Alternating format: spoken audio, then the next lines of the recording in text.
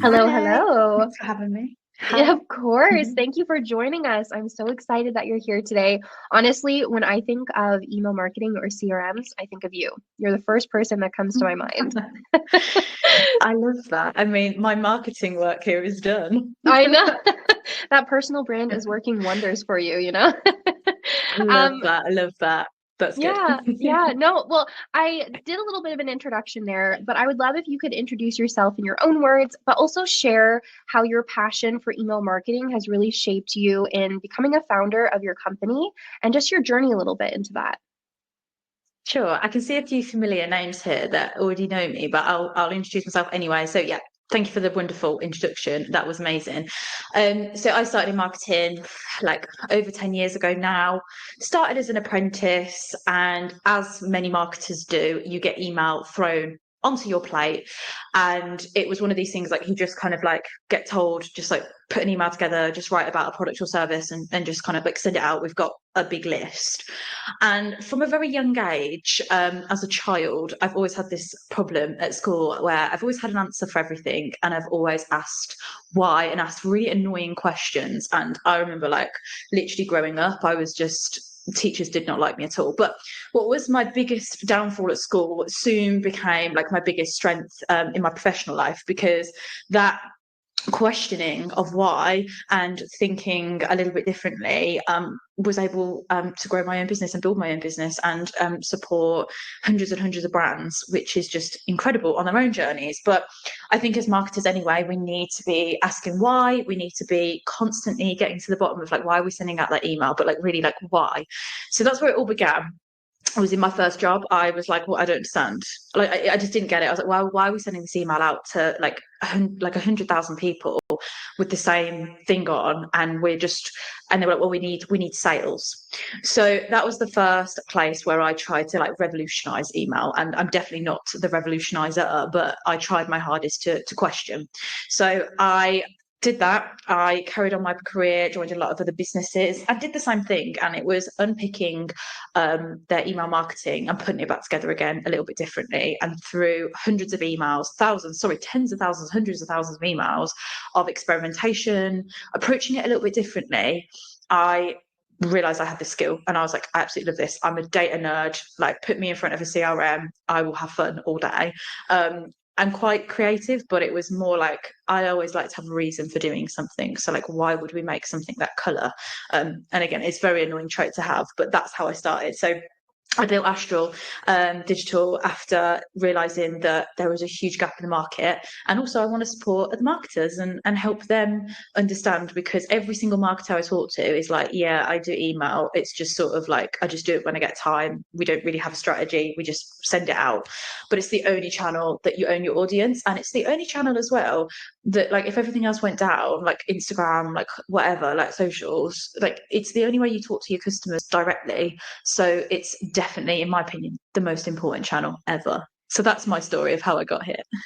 Oh, I love that. I think you're spot on there because, right, social media, you go on and you build this audience, but you're right, overnight, you don't own that audience on the platform. You don't own that platform, but your email list, you own that. It's that really consistent way to communicate with people. And, I think people are always like, oh, no, no one uses email anymore. Are you kidding? Everyone uses email. Everyone has email. Their grandma has email. It's such a great way to communicate, right? So, no, I love that. I also love that you mentioned that you're a really curious person and you're asking questions, and that in school that wasn't something that was really appreciated, but in work and in life it is. And yeah, Yeah, it really, especially in marketing, right? You have to be curious. So I love it. You so found your curious. passion.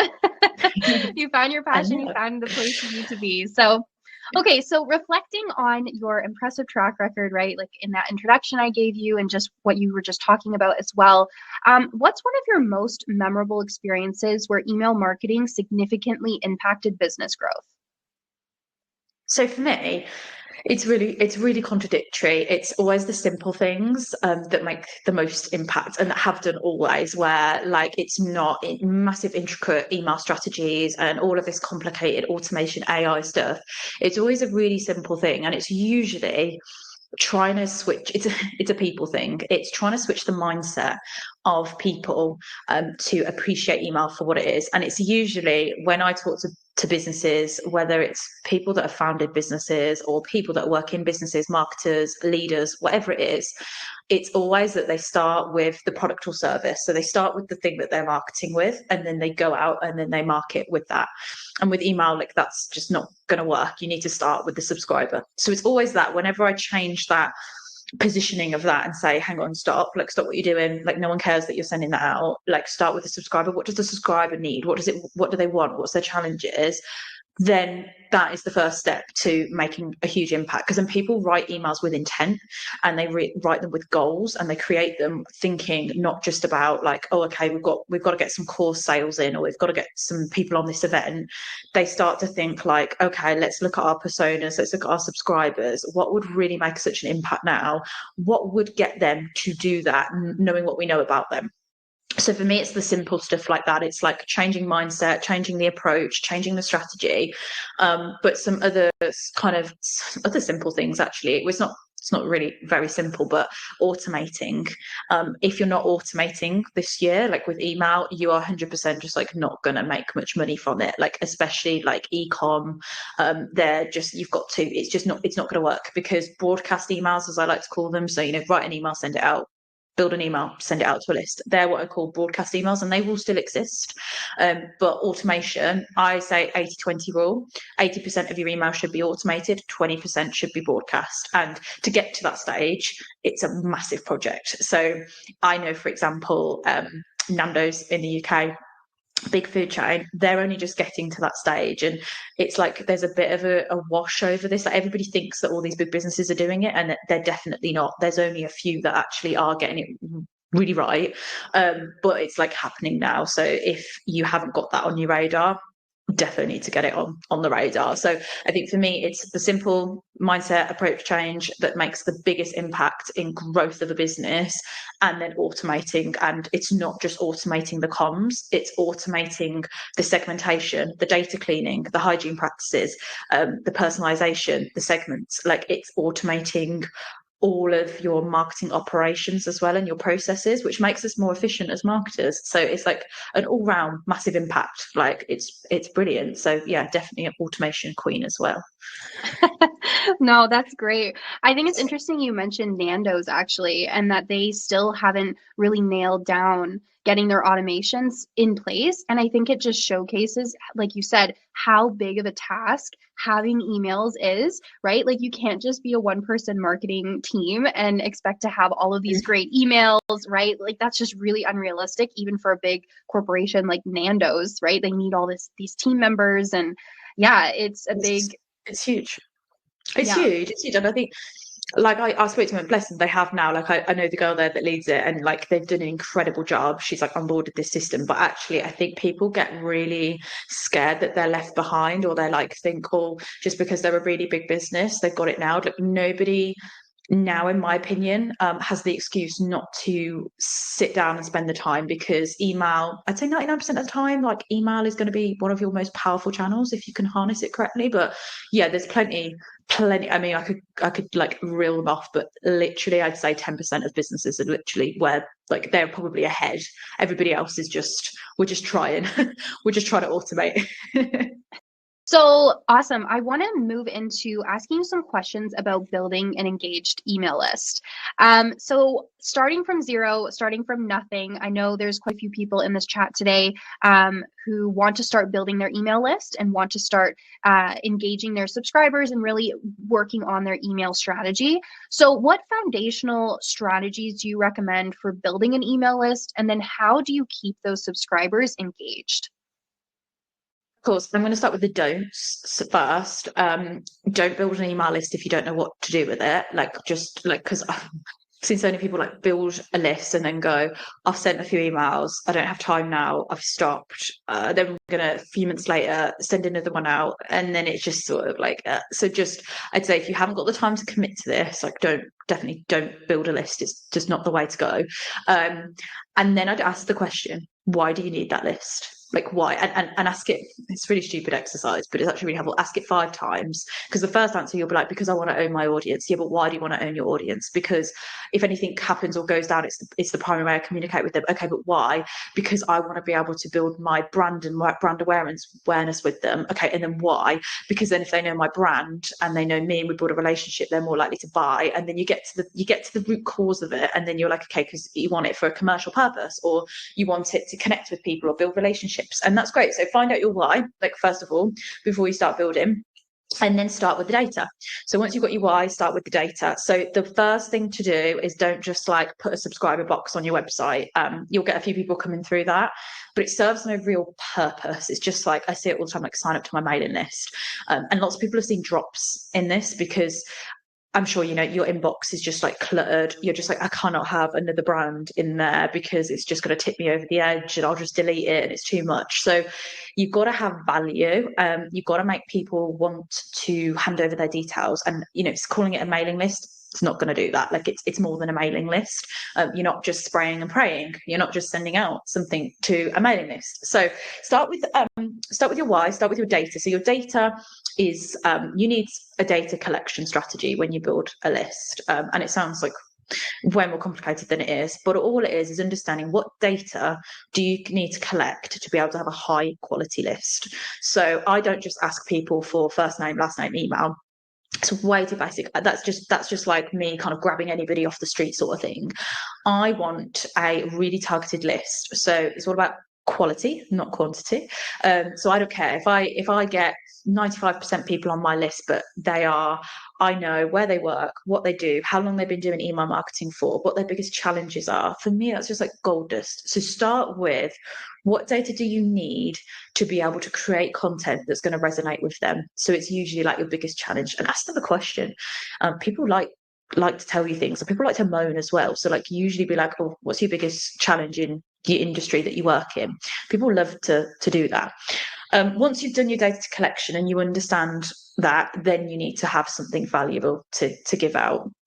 So you need something with high value, and I think we're going to talk about that in a second, that's going to get people to come in, and then keep them engaged. Don't stop, like be consistent. So if you can only commit to like 1 email a month, that's fine, but do it 1 email a month.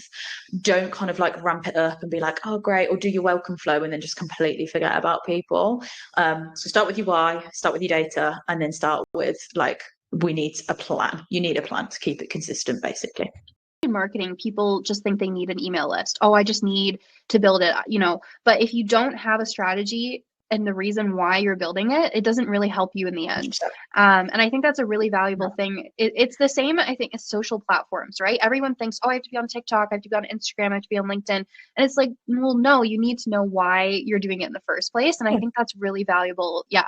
Especially the point that you mentioned about data and understanding, you know, really who you're talking to, because like anything, that's going to make your marketing so effective, and you're able to talk to people because you know them, you know what they're struggling with. Move into kind of privacy regulations, because I know things have changed a little bit with email marketing, and you know how list building has evolved. So what are the best practices that businesses should be utilizing, or say, you know, someone who wanted to build like a newsletter, what practices should they be adopting to comply while effectively still growing their lists? First thing to do is research your country's rules, like actually go and have a read.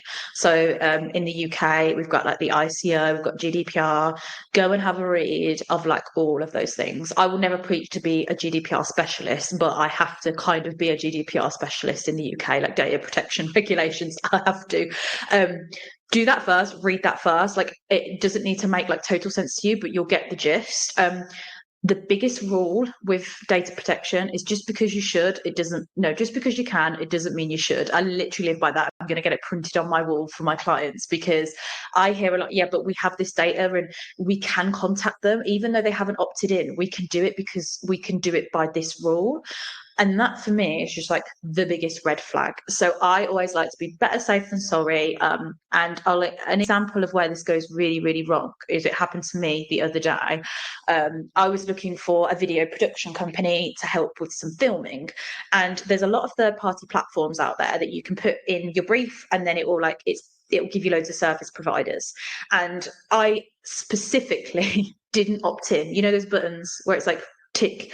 So obviously the rules have changed now. I mean, this was going back into 2015, but you have to opt in rather than opt out. Except a lot of businesses still do that, which is really shocking. So I just deliberately didn't opt in because I knew I was going to get hounded. So it said I do not want to share my details with third parties. I didn't want them themselves to contact me. Within 5 minutes, it was like my emails, my phone was going off. I was just like, what have I done? And I emailed them. I was really salty about it. And obviously I like to call people out on their shit. So I was like, right, okay. So I emailed their email and I was like, for the attention of the marketing director, I said, look, I know you haven't broken the law because technically you can still do this in the UK on legitimate interest, which I think is just like wrong. But I said, like, you've done something because you can rather than like just because you can, and had a big like fight with them basically. And they rang me and they were like, we spoke to our legal team, we haven't actually broken the law. I said, it doesn't matter, you've really pissed me off. Like, you have basically gone against what I've told you. And that's what the problem is that brands have just got this like ruthless thing about privacy. It's like, because they can, they do. And it's just like, so my biggest top tip, get familiar on the rules and then think about that, what I just said. So just because you can doesn't mean you should. And then put yourself in a situation where you really don't, you just really don't want to be contacted by somebody. And you're like, I really just don't want that. But because if you've bought something, or because if you've signed up to something, legally you're allowed to contact people. But if somebody's made the effort to go about and not opt in, don't talk to them. Genuinely, it's better not to fracture that relationship and not talk to them, because they will come back in their own time, and they will. And there's always other things that you can do than to go and kind of hound them, because they will just hate your brand. So there's like safety and privacy and law. God, please don't break the law. And then there's like actually doing what's ethically right as a marketer. I like to be an ethical marketer and not put myself in those positions, but it is scary how many businesses don't seem to care about that.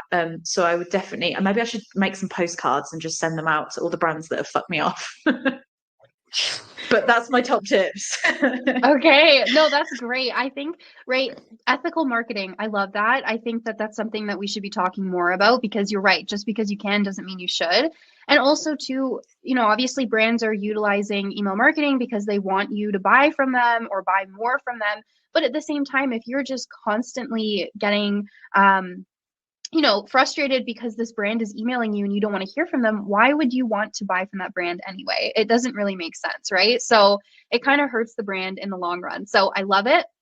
I want to dive into the art of email content creation. So what is your process for developing content that really resonates and converts?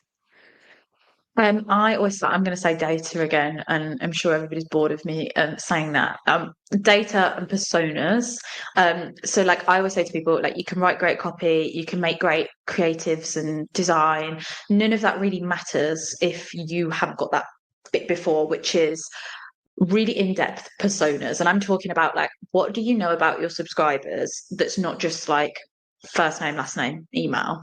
I'm talking like, what did they last visit on the site? When did they last get in touch? When did they last buy? What was it that got them through the door? Because there's always a reason why they'll come into you. And this is something this is like a really helpful exercise I always do with my clients, is I basically do like a data entry map, which is like, right, where are all the places that somebody could come in to the business and essentially become a subscriber? They might be a customer, they might be a prospect, but they'll basically come into the business and come into the database.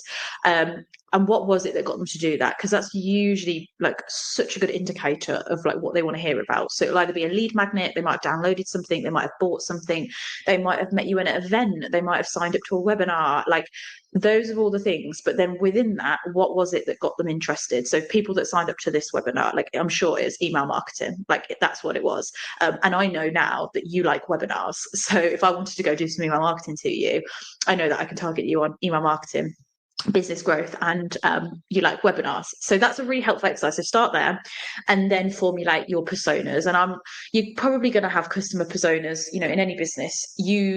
Marketing directors and marketers, like, we all have an idea of who our audience is, but I mean, like, go and have a look in the data. And I'm talking like, you could go really personal on this. Like, I like to once I've done like my kind of generic ones, I start going in deep and I'm like, right, okay, like what are they actually doing? Where are they hanging out? What are they saying? Are they on the website? What are they looking at? What are they searching for? Like everything. And I pull that together and then I develop key messages. So that's right before I write the copy. That's right before I build the emails. And these key messages is like, what are the kind of key things at the moment that these people are like really interested in? And the key messages are like the proposition, if you like. So if I'm targeting marketers about email marketing, or like mid marketing managers or something, a key message to somebody that, you know, attends all my webinars, downloads all my checklists, usually the message that lands is like, it was thrown on my plate, email marketing I haven't really got much time for, I'm just told to send out emails. And that's a key message. And then I turn that into loads of content. So I always work with the whole marketing team. So don't like do email on its own. Be like, right, what are we putting out on social? What are we doing over here? What are we saying on the website? And then I start generating that content. So I might do a series on like crash course for like email marketing, or how to tell your boss not to send that email. That's then where all the ideas come out. So then I just like literally throw them on a board and I'm just like, right, okay. And then I start developing it into copy. And copy and email, so it's really important, but it's not that important because there's so many aspects to email marketing that copy isn't going to be just the thing that gets them over the line. It's going to be a really big factor, but you've got all those other things to think about. Like, are you speaking? Have you got the right key message? Is it landing in the inbox? Have you got the right design? Is it accessible? All of that stuff. So copy is super important, but if you're spending, say you've got an hour to do an email and you're spending 50 minutes doing the copy, it's probably not where you should be spending your time. So copy is really important. I'd use copywriting frameworks in emails always. Like, people don't really read anymore emails. So copywriting frameworks are a great way to make something make sense when someone's scanning it. So there's some really good ones, like the PASS framework is really good, like before and after. But when you're writing copy, like each line has to make sense on its own, basically, and you need a lot of white space. Don't cram it all together. But if someone opens your email, they're likely to go like this and then turn it off, or something's like really piqued their interest and they open and delete it.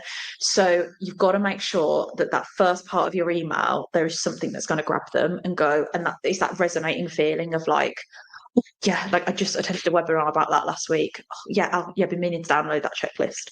So copy is really important. Design is equally important. And again, design really impacts user behavior on email. So I did like a big study on email behavior, people that basically use emails and stuff, and it's really interesting. Plain text emails have their place, HTML emails have their place, but designs with like designs on a desktop and designs on a mobile, and I don't want to go on about it for too long, but this is like a whole separate webinar. People can like react very different to them and behave very different. So when you're creating content, create them for both mobile and both desktop. Copy should be a lot shorter, a lot snappier on mobile, and you've got a little bit of wiggle room on desktop. But that's my process. So I look at data, where they came from, motivational data, that's what I call it. Is like, why did somebody come into your world? Then I do the personas, then I do the key messages, then I start content ideas everywhere, then I develop the content, then I do the design, and then it's ready to go. So that's my process. It's a little long-winded, but it works. No, that is great. I'm so excited that you went so in depth about that, because I think it really gives you a peek into what goes into making emails as well, right? It's not just you throw up an email and get it out there. So no, that's Yeah. fantastic. Okay, so measuring success and analyzing metrics. I want to talk to you about that because, you know, we hear about open rates and click-through rates and everything like that. But Yeah. beyond those basics, I know that could be, you know, oh, we shouldn't be looking at those because that doesn't actually like showcase if an email is working. But which advanced metrics, right? So not just the open rates and click-through rates, do you believe are vital for deepening your insights into how your campaign is actually performing? So open rates, guys, don't I get a load of shit for that, but yeah, definitely not. Click rates are okay. Like, they're okay, they're good. These are good indicators. So like whatever you get on your email report, like really good indicators of like of success. The biggest one for me is when you send an email campaign or you set up a flow or whatever you're doing, it needs to have a goal. And then whatever that goal is, the metrics you should be looking at is what the goal is. So is it conversions on the site, and like have we got people coming through, clicking and buying, if it's like a product or an e-com thing. So that's simple. Some other ones that you can look at, which are really, really important, but these are really hard to track, is subscriber sentiment. So subscriber sentiment is how are they feeling about your brand and how are they feeling about your emails. Now you've got unsubscribes, which are again a really good indicator. And all of these stats are just like indicators. Like you can have as many numbers or KPIs as you want, but if you don't understand the why behind them, they're pretty pointless. So I'd always say, if you've got the time, sit down and be like, right, okay, so let's look at our unsubscribes over time. They're going up like this. Okay, why? Let's look at the quality of the content. Have we started to stop segmenting? So start to understand the why behind the numbers, but subscriber sentiment. So I would use unsubscribes for that to kind of give me an indication. And don't be afraid in your emails to like ask for feedback, right? And like actually say like, how do you feel about this email? And you can capture if you've got a sales team and they're talking, this is something that I've dropped in with a membership body. They have hundreds of thousands of members, and there's a lot of phone calls that go on. It's like part of like member happiness and stuff like that. And one of the lines that I got the sales team to say on those things is, one, do you get our emails? How do you feel about them? And it just opens up so many doors. Oh, I get too many. You send me way too many a week. Okay, well, did you know we have a preference center? You can kind of set up your own emails. So it's about bringing real life feedback in, using the metrics as an indicator, and then collecting happiness. So I always have dashboards that have like high risk subscribers. So these people aren't happy. They are not happy. They're not happy with us at all. And they're usually the people that usually they're not your target audience, or you're literally marketing to them wrong and you're just like fatiguing them out with all your emails. So sentiment's a good one. I definitely look at as well, I think with emails, your deliverability. Delivery. So there's like a huge difference between deliverability and delivery. You'll only ever know delivery to a point, because delivery means you've been accepted by the server or you've been rejected, and that's where you get bounce rates. Deliverability is where you land in the inbox. You can also track that to a point, and there are metrics that will tell you where that is. So you can kind of look at opens and look at clicks and pull some hypothesis around where you're landing. But delivery is really important. Delivery will tell you, like, if your delivery rate is going down and down and down, it means there's something wrong with the health of your domain and your sender reputation. So that is like, people don't track it, and it's mad, because marketers, we're not kind of like taught to be technical about email. We're just like, oh, all that matters is, are they opening and are they clicking? And that just really doesn't, I don't look at that, to be fair. I see it as an indicator. So that's my kind of biggest advice. And the sentiment one is going to be massive, because I had this awful prediction that one day we won't be able to track any clicks or anything like that. It's going to be unsubscribe or delivered, or that's it. So sentiment, if you can start adding some stuff into your emails and get people to reply, like, how did you feel about that? There's AI tools you can set up to like track keywords in replies, and then you can start to like automate this whole amazing thing. So there's loads you can do. It's just having the time, because everybody's probably thinking, yeah, I haven't got the time for that. No, that's great. I love that you mentioned really talking to like your sales department and really having feedback, like real customer feedback in real time, so that you can implement it. Because I think you're right. If you're making emails or you're trying to do the email marketing on your own, you kind of feel like you're in this little bubble and you're just trying to get emails out. But if you can bring in all this feedback that you're getting and then actually implement it into your strategy, that's so helpful, right? And you don't have to figure it out on your own. There's people in your organization. Yeah. Yeah. Okay. So I want to just really briefly talk to you about how you approach A/B testing in emails. And can you share maybe an instance where this has made a significant difference in campaign results? Or maybe you're not a fan of A/B testing, and then maybe talk about that. But just love to hear your thoughts on that. Sure. I love experimentation, but I think one, you've got to have the time, because I knew when I was in house, I had a habit. We'd be like, yeah, we're going to run an A/B test on this subject line, and then we just see which one won, and then we wouldn't really look, we wouldn't really like put that anywhere. We'd just be like, oh, that's cool, that one won. So I definitely say carve out a little bit of time if you're going to do it to actually really be clear on what you're experimenting and like why you're experimenting it. I don't ever tend to A/B test subject lines, because of this user behavior. We see a lot of open to delete. And that's why there's a problem as well with tracking opens, is because it doesn't mean your subject line was really great if they opened it. It doesn't really matter. You cause them to feel a type of way or want to do a certain thing, which is like intrigue or curiosity, or people are like, oh, who's that? What's that? Open, delete. I don't know who you are. So for me, subject line testing is just like dead. It's just like there's literally no point. You're not really going to get much from it. However, what I love to test, and I'm just always testing, is call to actions. They're like my favorite thing to do. And I would only ever test one thing. Like, do not, I mean, I try and be like a little mad scientist sometimes when I do this, but like any scientist will tell you, like growing up, I love physics, but any scientist will tell you, like, you can never test more than one variable, because it will just wash out everything else. So don't like test a subject line and then like change a bit of the content, because you won't know which one did better. So test one thing, choose why you want to test it, and understand why. So I test a lot of language. I like to see what my segments respond better to, and then that informs my strategy then. So call to actions, like buy now versus the outcome, for example. So like shop now, or get your new pair of trainers, or like whatever it might be. Like for my call to actions, I'm just like, find out where your biggest email weaknesses are, not kind of like download this. So I like to test those. Some people are very reactive to actions, and they actually like to be told what to do. Like shop now, it's very, very clear, very to the point. But some people don't like that, and some people, if you sell the outcome, much better. So I always test that. I test a lot of design. So I'll put one email in a plain text, one email in HTML, and I'll see which one does better. Same copy, same call to action, but it's just in a link, and I'll see what happens. That's really, really interesting. Usually it's complete opposite of what I thought would happens. But I think the best thing for you to do is like test one a month, keep a record of it.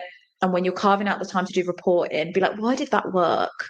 Like, why was that so got that? Or why didn't, if you think you're going to get loads of clicks, why didn't that get loads of clicks?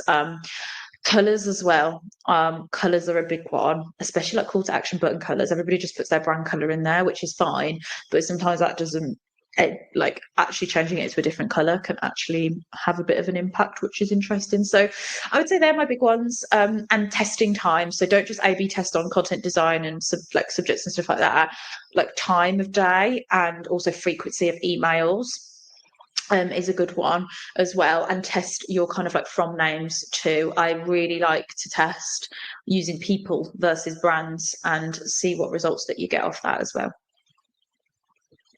Amazing.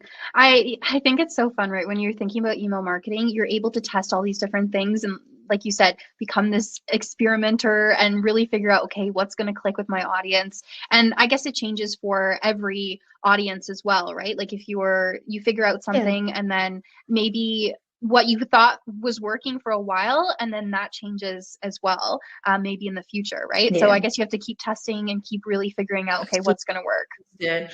Oh my God, like I went to see Stephen Bartlett live last week, and he said the biggest thing. He said every single time you come to do something in marketing, like experiment. And it's so true, because it doesn't matter if that experiment fails, because you'll have one time where it does really, really well, and that will make up for all of those times. So like with email, it's not about getting it right every time. Like I don't build perfect emails. I think people like would expect to see some like amazing thing. It's not about that. Like it's never going to be perfect, and I'm a perfectionist, so I'll go back to the email and I'll change it like 20 times.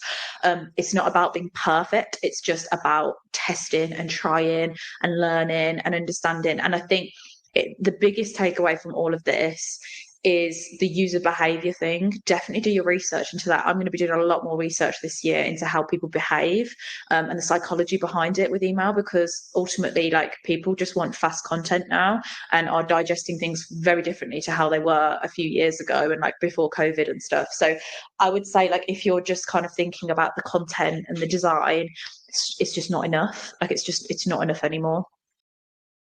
Beth, my last question for you is, as we look ahead, what key trends do you see shaping the future of email marketing in the next few years specifically? AI for 100% for sure, and like AI is going to replace a fraction of my role, which, to be honest, I'm not scared about. I'm quite pleased. It'd be nice to have like a clone of me that does my job. It means I can help more people. But AI is going to take over whether you like it or not. So like, you can either embrace that shit or you can basically get kicked out of half a job. However, there's going to be someone behind it steering the ship. So you need to be a marketer that knows how to steer the ship. So AI already is coming into play with email marketing in terms of like predictive analytics, predictive insight, trends, data, segmentation, all of that stuff. It's able to do a lot of really, really, really cool things. You can use it for copywriting, but I think it's just all about, like I said, who's steering the ship, like whatever you're saying to it. So at some point, all these big email tools that you're seeing, they're all working in beta stages at the moment of these big AI tools that nobody's seeing. They're putting a little bit out there. They're like, oh, we've got a little tool here that helps you write a bit of content in your email. They're working on behind the scenes some really massive, massive tools that will be coming into play in the next few years. And it essentially will change a lot of things. However, if you just kind of like embed it into the business and don't embed it right, it will go horribly wrong. It will suggest, this person should be going down that workflow, but if you haven't got your workflow right, it will just ultimately fall flat on its face. So AI is going to be huge. It's going to be a big one. I love it. I'm just like trying to learn as much about it as possible and try and use it wherever I can. Interactivity in emails is also a thing. It's like a little trend on the rise. It can be really risky. And the reason why is you never ever know what an email is going to look like or land like until it happens. You can do as much testing as you like, but unfortunately, there's code in there, there's bots, there's all sorts of stuff happening. So like, you can put interactive elements within your email, but it's really high risk. However, it can be very, very high reward, because people like to be sucked into fun shit, basically. So there's like interactive polls that you can put in your emails now, interactive parts of code. But again, it's very, very risky. I've seen it go really wrong. But that's going to be another trend. Less emails. I'm putting money on it. I think we're going to see like it keep going. And then suddenly, once I've conquered the world, everybody will listen to me and be like, we need to stop sending emails. No, I'm joking. But it's definitely, we're going to see less emails, but better emails.